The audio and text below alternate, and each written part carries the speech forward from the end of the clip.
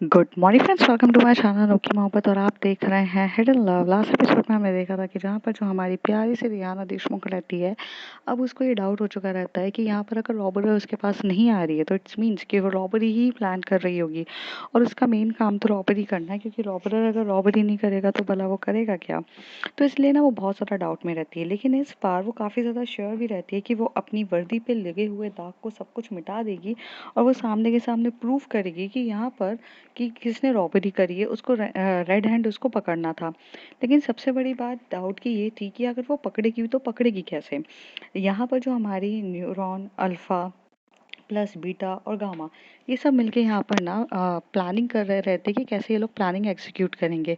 Planning execute करते करते इन लोगों ने प्लानिंग को एग्जीक्यूट भी कर दिया था। इन्होंने सामने वाले बंदे को पकड़ भी लिया था, मिस्टर मिसेस थापा और उसके बच्चे को, और उन लोगों से फिरौती की मतलब ले भी ली थी। लेकिन यही सब काम जब चल रहे थे, इसी ड्यूरेशन में यहाँ पर उन लोगों को हॉर्न की आवाज़ आती है और यहाँ पर उनको पता चल जाता है कि ऑलरेडी रॉबर्ट के यहाँ पर ऑलरेडी पुलिस आ चुकी है। और ये देख के काफ़ी ज़्यादा शॉक्ड होते हैं। तब यहाँ पे मिसेस थापा कहती है कि तुम उसे बच्चे को किडनैप करोगे और वो तुम्हें इतने इजीली छोड़ देगा, ऐसा हो सकता है क्या। तभी यहाँ पर वो एकदम से चिल्लाती है अल्फा, जो हमारी मेन रॉबर्ट रहती है, प्लान बी के बारे में। और प्लान बी रहता है कि इन लोगों को लेकर ही भागने का। अब उसके आगे यहाँ पर मैं थोड़ा सा पीछे से जाऊंगी, क्योंकि एंडिंग पॉइंट था तो थोड़ा ज़्यादा अच्छे से क्लियरली नहीं हो पाया था।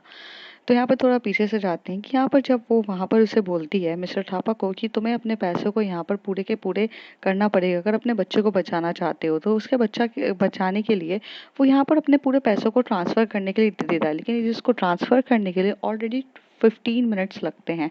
15 मिनट्स में हर जगह पैसा पूरी तरीके से ट्रांसफ़र होता है। लेकिन इसी 15 मिनट्स के अंदर यहाँ पर जब लास्ट के 5 मिनट्स बचे रहते हैं, उसी ड्यूरेशन में यहाँ पर एकदम से उन लोगों को हॉर्न की आवाज़ आती है और वो पुलिस वालों की आवाज़ आती है। तभी यहाँ पर वो एकदम से बोलती है प्लान बी। जैसे ही यहाँ पर अल्फा चिल्लाती है प्लान बी को लो, तो प्लान बी ये रहता था कि सबसे पहले हमें न्यूरॉन को प्रोटेक्ट करना है, क्योंकि न्यूरॉन एक ऐसा बंदा है जो ये हैकिंग वाली चीज़ों को बहुत अच्छे से डीपली जानता था। तो उन लोगों का सबसे पहला टारगेट था कि न्यूरॉन को प्रोटेक्ट करना। तो वो न्यूरॉन को प्रोटेक्ट करते हुए लेके जाते हैं। लेकिन इस प्रोटेक्शन के लिए उन लोगों ने सबसे पहले अगर सामने किसी को रखा था तो अल्फा ने सबसे पहले ये बोला था कि अगर तुम्हें प्रोटेक्ट करना है तो हमने जिसको किडनैप किया उसे प्रोटेक्शन के लिए सामने यूज़ करना पड़ेगा एज अ शील्ड। तो यहाँ पर जो बीटा रहता है उसकी बीवी को उठा लेता है और उसके बच्चे को उठा लेता है और साथ में लेकर चलता रहता है। और उसे बोलता है कि अगर तुमने आनाकानी करी ना तो यहाँ पर अभी तक तो नकली हम लोगों ने बुलेट फेंकी थी, बच्चे को हमारे मारने का कोई इंटेंशन नहीं था, लेकिन मैं मार डालूंगा आप सबको, क्योंकि यहाँ पर अगर तुम लोगों ने हमारे साथ चीट किया है, तुमने यहाँ पर पुलिस वालों को बुला लिया। अब पुलिस वालों को बुलाने के बाद हमारे पास तो यहाँ पर पूरी तरीके से राइट्स है कि हम तुम लोगों को मार सकते हैं, क्योंकि तुमने हमारे साथ चीटिंग करी है। तभी वो कहती है कि मिसेस टापा कहती है कि नहीं नहीं, हमने कोई चीटिंग नहीं करी, हमें तो पता भी नहीं पुलिस वाले कहाँ से आ गए। तो कहते क्यों, तुम्हारे अभी तो तुमने इतनी जम के बोला ना कि भैया उसके बीवी बच्चों को अगर लाइन पे लाओगे तो वो तुम्हें छोड़ देगा क्या, तो जाहिर सी बात है तुमने किया है, तो अब तुम्हारे बच्चे को तो मरना ही पड़ेगा और मैं मारूंगा किसी भी हालत में। ये सिर्फ डराने की रहता है। बीटा को ऑलरेडी इंस्ट्रक्शंस मिले थे अल्फा के थ्रू कि उसको ज़्यादा से ज़्यादा डराओ। इंसान जब डरता है तब उसके सेंसिंग ऑर्गन्स काम करना बंद कर देते हैं। जहाँ पर वो इजीली अपने आप को प्रोटेक्ट कर सकता था, वहाँ पर वो अपने आप को प्रोटेक्ट नहीं कर पाता है, क्योंकि वो एकदम सिलेंडर की पोजीशंस पे रहता है, क्योंकि यहाँ पर वो अपना पूरा आपा खो चुका रहता है। जब इंसान अपना आपा खो चुका रहता है तो वो भला किस तरीके से अपने आप को प्रोटेक्ट करेगा। और यही कुछ हो रहा रहता है। तो यहाँ पर ना वो जैसे जैसे उसे बोलता है कि चुपचाप चलो यहाँ से चलो, वो चुपचाप चलने के लिए रेडी हो जाते हैं। मतलब एक बड़ा सा गोडाउन रहता है और उसमें से ना एक वहाँ से एक थोड़ी सी लेन जाती है, मतलब एक बोल सकते हैं पतली सी गुफा टाइप जाती है, और गुफा से ये लोग बाहर मेन जंगल की तरफ निकलेंगे। और जहाँ पे इनका ऑलरेडी इन लोगों के पास गाड़ियाँ रखी रहती हैं, जहाँ पे वो गाड़ियों से ये लोग भागकर चले जाएंगे। तो ये उसको वहाँ पर लेते हुए जा रहे रहते हैं, जिसमें वो लोग, बच्चा भी डरा हुआ सा रहता है, माँ तो पूरी तरीके से डरी हुई रहती है, तो वो चुपचाप जैसा वो बोल रहे थे कर रहे थे। अभी इसी ड्यूरेशन में जो गामा रहती है वो पूरी तरीके से न्यूरॉन को प्रोटेक्ट कर रही रहती है, क्योंकि न्यूरॉन को प्रोटेक्ट करती है। लेकिन जब वो लोग इस पूरी लेन के आगे जा रहे रहते तभी गामा एकदम से बोल देती है रुको यहाँ पर। वो यहाँ से जैसी बाहर की तरफ देखती है तो वहां पर उसे पुलिस वाले दिखते हैं। अब वो एकदम से न्यूरॉन की तरफ देख के बोलती है कितना टाइम बचा है, तो कहते हैं सिर्फ 2 मिनट्स हैं, 2 मिनट में पूरा पैसा ट्रांसफ़र हो जाएगा। और अगर इसी ड्यूरेशन में अगर उन्होंने रोक दिया तो कहते हैं रोकना नहीं है। तभी यहाँ से ना वो अपने जो ट्रांसमिशन से एकदम से बोलती है कि 2 मिनट बचे हैं और इस 2 मिनट में अगर उसने वो पैसा रोक दिया तो सबको ट्रांसफ़र होना बंद हो जाएगा और हमारा पूरा मिशन फेल हो जाएगा। तो तुम्हें क्या करना है? तो उससे कहते हैं कि बस तुम बीटा को बोलो वो अब उसके बेटे की वीडियोस बनाए फटाक से। तो यहाँ पर अल्फा का इंस्ट्रक्शन आता है, बीटा अभी ये बातें सुन रहा रहता है, बीटा एकदम से बंदूक निकालता है और उसके सर पे एकदम से मारता है, किसकी? बीवी के सर पे। और यहाँ पर एकदम वीडियो बनाते हैं वो लोग, जहाँ पर गामा वीडियो बनाती है और ये लाइव टेलीकास्ट जाता है डायरेक्ट डायरेक्ट मतलब किसके पास? ये हमारे मिस्टर थापा के पास और पूरे पुलिस वालों के पास ये जाता है, क्योंकि अब पुलिस वाले भी इन्वॉल्व हो चुके थे और न्यूरॉन अपनी डार्क वेब की हैकिंग के थ्रू इतने अच्छे से सारे सीसीटीवी कैमरास जो रहते हैं उन सब में मतलब हैकिंग करके उनके वहाँ तक पहुँचा देता है ये सारी चीज़ें। वहाँ पर वो काफ़ी ज़्यादा डर जाता है, मिस्टर थापा बोलता है कि इन लोगों ने ऑलरेडी मेरी मेरी बेटे को ऑलरेडी गोली मार चुके थे, तुम्हारे ये पुलिस वालों को मैंने थोड़ी ना बोला था। कौन पुलिस वाला उधर गया है और मेरे बिना पूछे, मेरे जानने के बिना उन लोगों ने ये सब काम करना कैसे स्टार्ट कर दिया?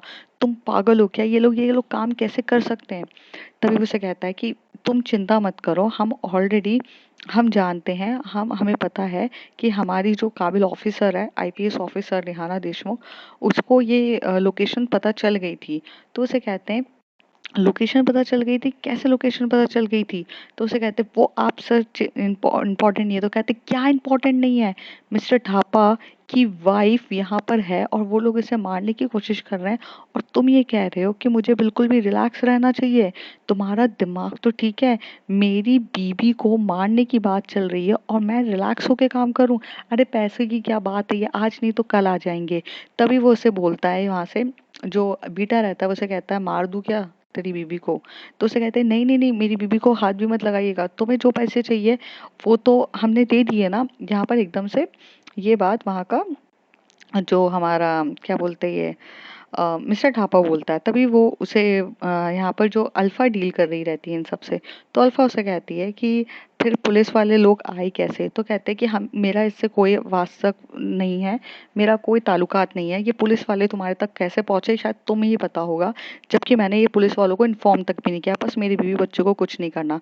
तो कहते हैं अगर ऐसा है तो पुलिस वालों को बोलो जाने के लिए। तभी वो इंस्ट्रक्शन देती है कि पुलिस वालों को बोलो यहाँ से जाने के लिए। जैसे वो इंस्ट्रक्शन देता है, मिस्टर थापा बोलता है कि तुम अगर तुम्हारा दिमाग तो ठीक है, मेरे बीबी बच्चे यहाँ पर है, मेरे पास पैसों की कमी नहीं है, मैं आज नहीं तो कल ये पैसा कमा लूंगा, लेकिन तुम्हें समझ में आ रहा है क्या कि मेरे बीवी बच्चे इकलौते हैं जिनसे मैं सबसे ज्यादा प्यार करता हूँ, और अगर इनको कुछ हो गया ना तो मैं तुम्हें नहीं छोड़ूंगा। यहाँ पर ये इंस्ट्रक्शंस जो कमिश्नर को फटाफट रहता है।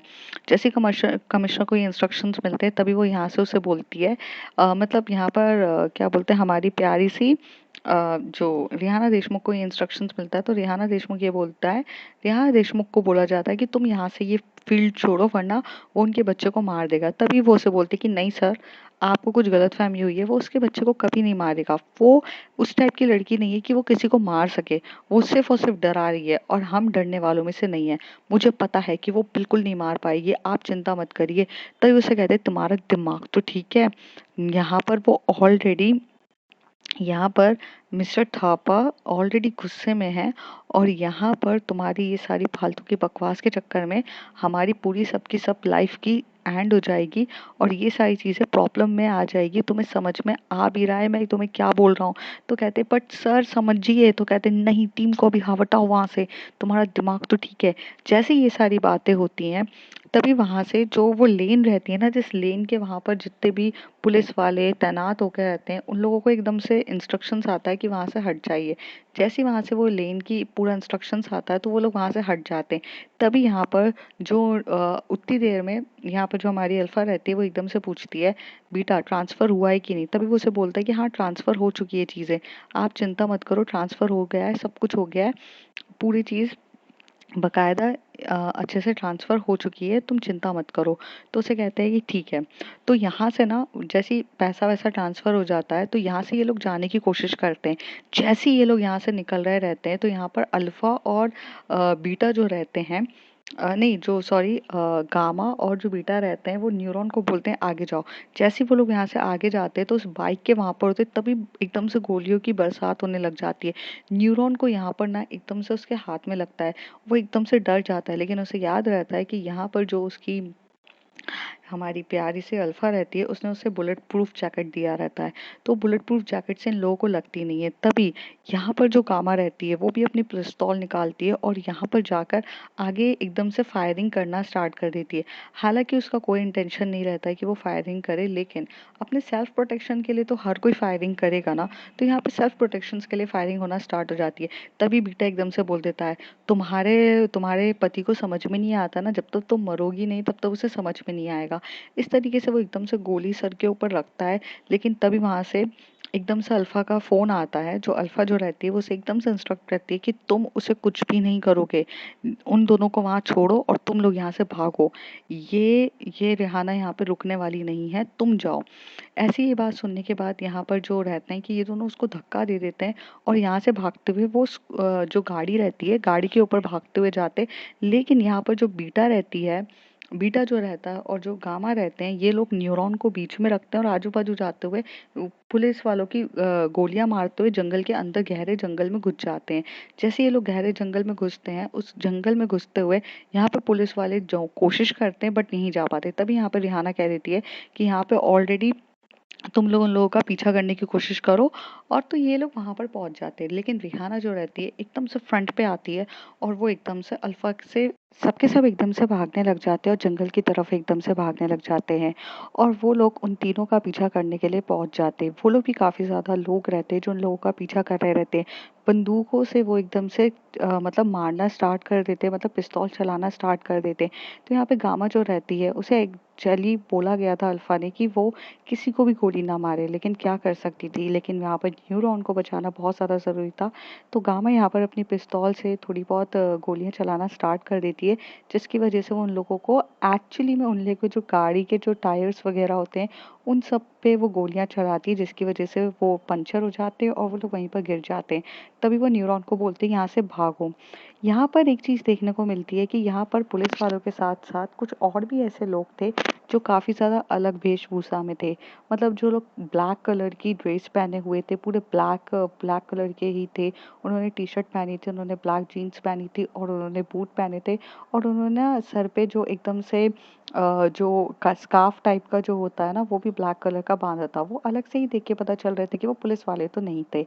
यहाँ पर दूसरी तरफ हमें देखने को मिलता है कि जो अल्फा रहती है, जो हमारी मेन रॉबर रहती है, वो यहाँ से निकलने के लिए कोशिश कर रही रहती है और वो भी उस टनल जो मतलब वहाँ पे वो जो पूरी लैन रहती है उस लैन को क्रॉस करते हुए जंगल के वहाँ से जाने की कोशिश कर रही थी। लेकिन उसी ड्यूरेशन में उसे सब के सब घेर लेते हैं। जैसे घेर लेते हैं तो वहाँ पर पुलिस वाले भी घेर लेते हैं। तो जैसे पुलिस वाले आते हैं तो यहाँ पर अल्फा ने जैसे खुद से भी वादा किया था और सबसे वादा किया था कि वो किसी पे भी गोली नहीं चलाएगी। तो जैसे ही वो लोग उसके ऊपर अटैक करने लगते तो यहाँ पे हमारी अल्फा भी काफ़ी ज़्यादा स्ट्रांग रहती है। वो फटाफट उन लोगों को मार रही रहती है, इतने काफ़ी अच्छी स्पीड में तेज तरीके से उसके पैरों पे मारती है, यहाँ पे लात मारती है, जिसकी वजह से वो काफ़ी ज़्यादा घायल हो जाते हैं और उन लोगों को मारने लग जाती है। तभी यहाँ पर जो भागते हुए एकदम से रिहाना अंदर की तरफ आती है। जैसे ही रिहाना अंदर की तरफ आ रही रहती है तो वहां पर ना उसके पीछे ना ब्लैक कलर के वही गुंडे, जो एक्चुअली में देख के पता चल रहे थे वो पुलिस वाले तो थे नहीं। और उन लोगों का भी काफिला इतना ज्यादा था कि ऐसा लग रहा था मॉब अटैक हुआ है।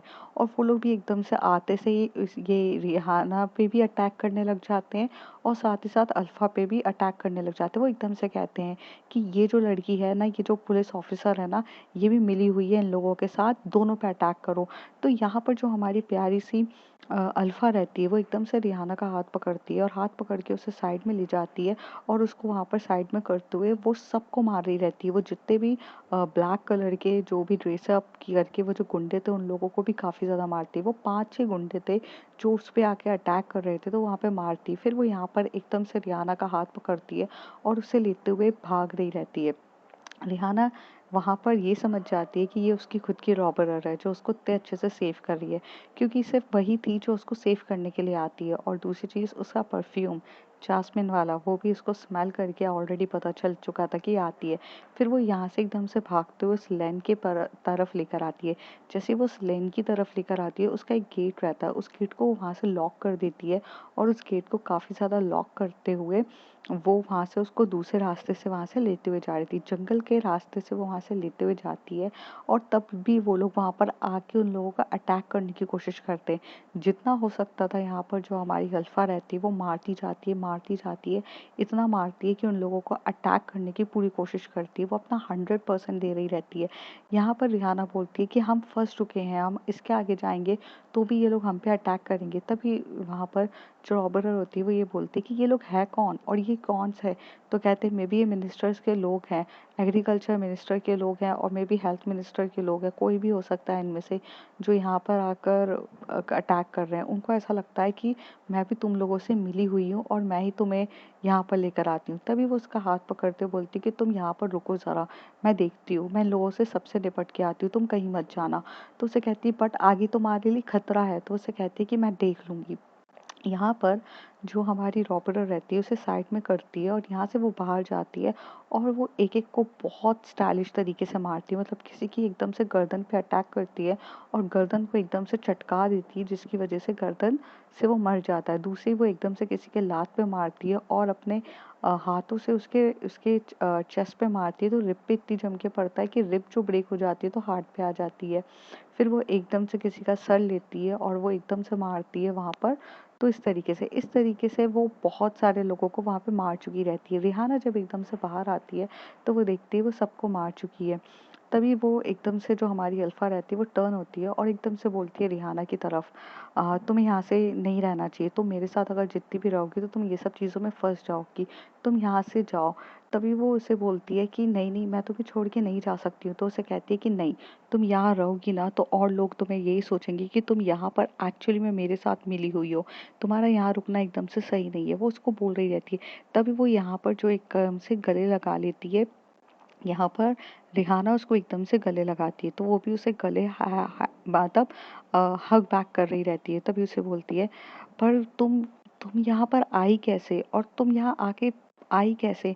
तभी यहाँ पर एक चीज़ सबसे ज़्यादा अलग होती है कि रिहाना अपने पॉकेट से जो हैंडक्राफ्ट होता है, मतलब जिसको हथकड़ी कहते हैं, उस हथकड़ी से यहाँ पर ना एकदम से रॉबरर के हाथ में वो हथकड़ी पहना देती है। हथकड़ी एकदम से जब रॉबरर के हाथ में पड़ती है, मतलब अल्फा के हाथ में पड़ती है, तो उसी तरफ देखते हुए बोलती है कि क्या कर रही हो तुम, तुम्हारा दिमाग तो ठीक है। तो उसे बोलती है कि नहीं, मेरा दिमाग अब ठीक हुआ है। तुम्हें क्या लगा कि तुम ही सबसे ज़्यादा स्मार्ट हो, अपनी स्मार्टनेस ना अपने पास ही रखा करो। ये एक्चुअली में मेरा प्लान था और जितने लोगों को तुमने ये मारा है ना, ये सब मेरे ही वाले गुंडे थे। मैं बस तुम्हारा ट्रस्ट जीतना चाहती थी, तुम्हारे तक पहुंचना चाहती थी। अगर मैं तुम्हारे पास नॉर्मल तरीके से आती तो मैं जाहिर सी बात है कि तुम्हारे पास नहीं पहुंच पाती। और रही बात मेरे पहुंचने की, यहाँ मैं कैसे पहुंची हूँ, तो बोलते हैं ना चोर कितनी भी चोरी कर ले वो पुलिस से ज़्यादा स्मार्ट नहीं बन पाता है। तो मैं पुलिस इंस्पेक्टर हूँ। और ऐसे कह के वो उसके एकदम से जाती है और हाथ तो उसने लॉक कर चुका रहता है तो वो यहाँ पर एकदम से मारती है उसके लेग पे। जैसे ही उसके लेग पे मारती है तो यहाँ पर वो एकदम से आउच करके चिल्लाती है और वो अपने नीज के ऊपर एकदम से बैठ चुकी रहती है। रिहाना की तरफ अल्फा एकदम से ऊपर सर उठा के देख रही थी। हालांकि उसने पूरा मास्क पहना हुआ था तो इस मास्क को पूरे तरीके से अल्फा का ये जो हमारी रिहाना रहती है अल्फा का पूरा मास्क निकाल देती है। जैसी वो मास्क निकालती है तो एकदम से सबसे पहले तो बालों की जुल्फे एकदम से आती है। जैसे वो जुल्फों को साइड करती है तो वहां पर बहुत सुंदर सा चेहरा आता है, एकदम आकर्षित तरीके से चेहरा आता है जिसको देख के ऐसा लग रहा था कि कम से कम हजार हजार हीरोइनों को खाकर बैठी है ये बंदी।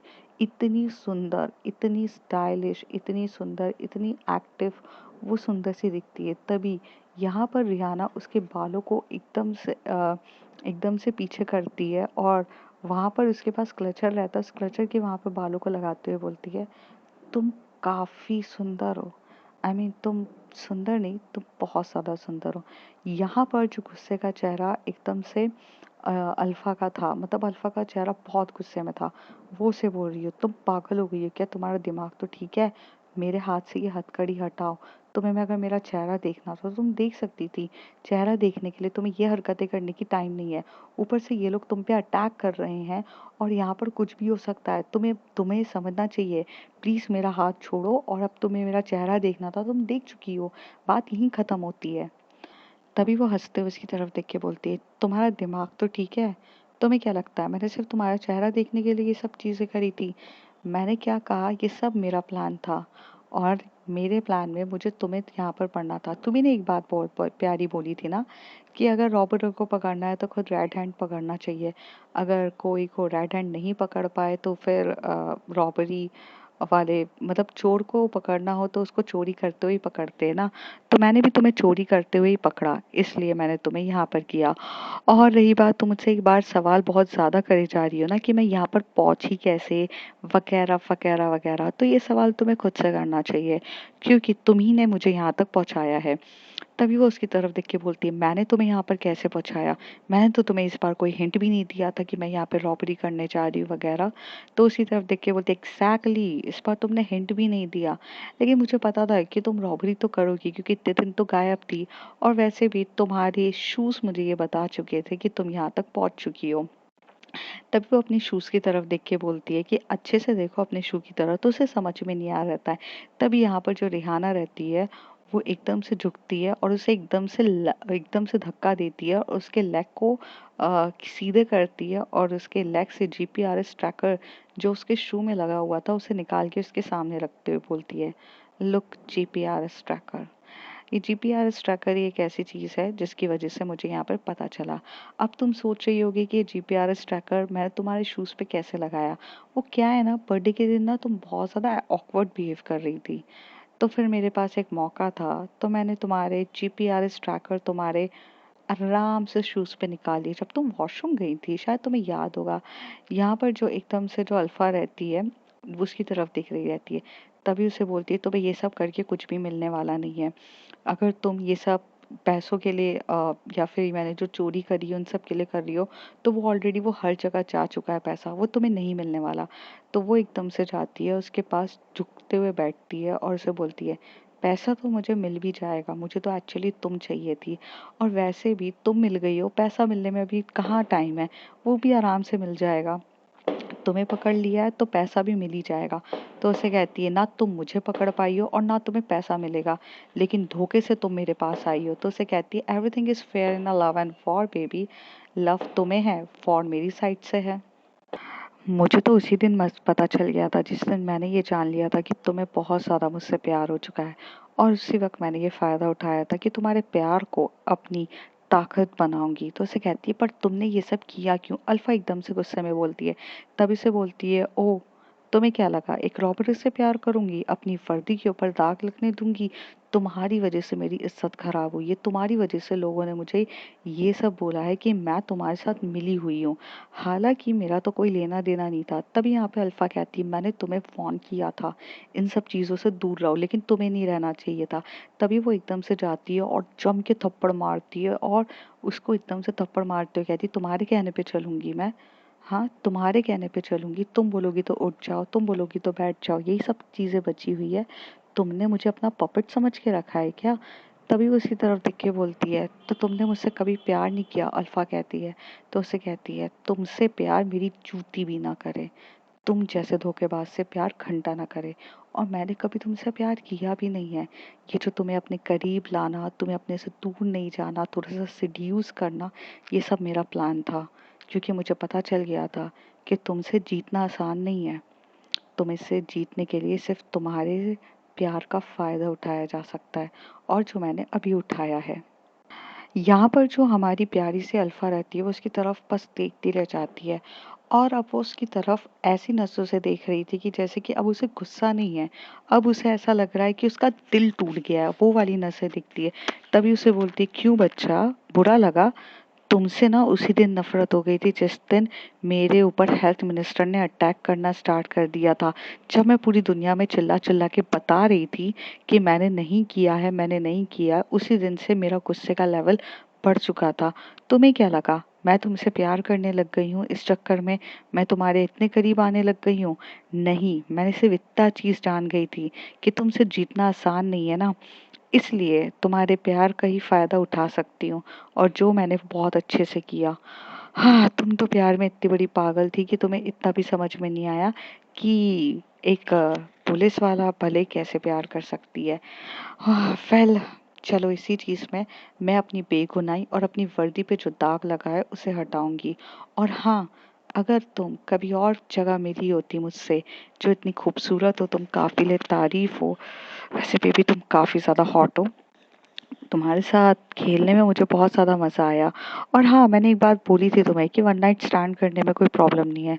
You are just a one night stand for me, nothing else. वही तो थी तुम मेरे लिए, और मुझे उससे भी कोई फ़र्क नहीं पड़ा। और सुनो, हाँ, अगर तुम कहीं और मुझे मिली होती तो डेफिनेटली हमारे बीच में कुछ और हो सकता था, लेकिन अब कुछ भी नहीं हो सकता है। यहाँ पर जो हमारी जो अल्फा रहती है वो एकदम से झुकी हुई रहती है, तभी वो उसकी तरफ देख के बोलती है, अच्छा एक बात तो बताओ, तुम्हारा नाम क्या है? यहाँ पर वो उसकी तरफ देख रही रहती है और उसको काफी ज्यादा उसकी आंखें लाल हो चुकी रहती हैं। यहाँ पर हमारी जो मतलब अल्फा रहती है वो कुछ बिहेव ही नहीं कर रही थी, तभी उसकी तरफ देख के बोलती है, हाँ, तुम मुझे अपना नाम नहीं बताओगी, कोई बात नहीं। जब तुम जेल में जाओगी, जब सलाखों के पीछे रहोगी, तब तुम्हें बहुत अच्छे से नाम वाम तुम सब बताओगी। एक काम करती हूँ, 1 मिनट, हाँ, पहले तो मैं तुम्हारी फोटो खींच लेती हूँ और तुम्हारी रिकॉर्डिंग कर लेती हूँ, और फाइनली मैं लोगों को ये बता पाऊंगी कि मैंने तुम्हें रेड हैंडेड पकड़ लिया है। तो उसे कहती है कि तुम कुछ भी कर लो, तुम मेरे को पकड़ भी नहीं सकती, दुनिया की कोई भी ताकत लगा लो, तुम मुझे नहीं पकड़ सकती हो। अल्फा ये कहती है, तो कहती है, अरे हर हर रॉबरर अपने आप को काफ़ी ज़्यादा स्मार्ट समझता है, उसे लगता है कि वो दुनिया का सबसे ज़्यादा स्मार्ट इंसान है और वो हर चीज़ कर सकता है, लेकिन तुम भूल गई हो कि मैंने तुम्हें रेड हैंडेड पकड़ा है। और रही बात, अगर तुम ये सोच रही हो कि मैं जाकर मतलब तुम्हारे साथियों को नहीं पकड़ सकती हूँ, तो 2-3 अगर डंडे तुम खाओगी, जेल की हवा खाओगी, तो तुम ऑलरेडी पकड़ सकती हो। और जितना भी जो पैसा है वो सब मिल चुका है, तो मेरे पास ऑलरेडी बहुत कुछ है। ऐसे कह के ना वो एकदम से उसके पास जाती है और अपना मोबाइल निकालती है और उसकी फोटोज खींचने लग जाती है और एक वीडियो बनाने लग जाती है।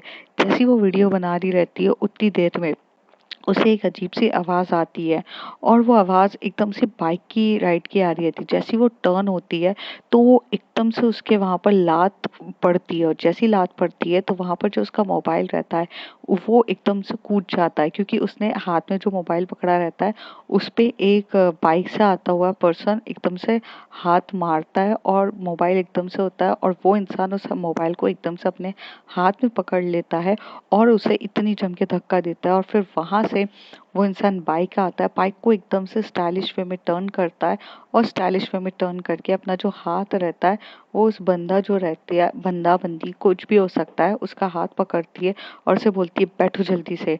और वो यहाँ पर जो हमारी अल्फा रहती है वो गाड़ी के पीछे बढ़ जाती है, और वो बस घूरते हुए यहाँ पर मतलब अल्फा जो है घूरते हुए रिहाना को देख रही रहती है। उसे काफी ज्यादा गुस्सा भी आ रहा रहता है और काफी ज्यादा चिढ़ भी मच रही थी। तभी वो यहाँ से एकदम से जो मोबाइल रहती है उस मोबाइल को चलते चलते वो बंदी वहां पर आग लगी जहाँ रहती है। मतलब ऐसा होता है कि लड़ाई करते हुए जब गोली का एकदम लड़ाई मतलब हुई थी, तो यहाँ पर एकदम बड़ी आग नहीं, लेकिन छोटी सी आग जो जंगल के एकदम कोने पे लग जाती है, जहाँ पर थोड़ी सी चीजें लगती है, वहां पर वो मोबाइल उठाकर फेंक देती है और गाड़ी की स्पीड को काफी ज्यादा चलाते हुए वो आगे की तरफ जाती है और आगे की तरफ चलाने लगती है।